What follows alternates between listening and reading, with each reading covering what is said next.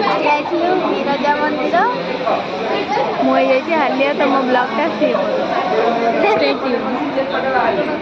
ତ ବିରଜା ମନ୍ଦିରରେ ଏଠି ଅଧିକ ଭିଡ଼ ଥିଲା ଠାକୁରଙ୍କୁ ଦର୍ଶନ କରିବା ସେଥିପାଇଁ ହାଲିଆ ହେଇଯାଇଛି।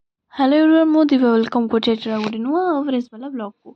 तो नेक्स्ट आम तारिणी मंदिर आसी जाइलु बिरजा मंदिर को बुलवाई जेहेतु से मंदिर पाखे जेहेतु तो आम भाविलु बिरजा मंदिर भी टी बुल जावा। देन ये आम कि वीडियोस करदूलु मंदिर देन आम मंदिर सब जगह जाकि बुलिकिना देखुलु कारण इनागोरेशन पर बहुत ही सुंदर हो जाए मंदिर। देन आम सब आड़े बुलिकिना ठाकुर को देखुलु आ बहुत सारा शिवलिंग भी अच्छा। देन आम ये बुली बुली बुली बुली सबुआड़े बुल सारा नेक्स्ट आम डेस्टिनेशन पहुंच जाइलु छतिया जगन्नाथ मंदिर रे। लाइक शेयर सब्सक्राइब करने को जमा भूलवेनी। Thank you so much for watching. Love you all. Bye bye. आम जाऊँ घर को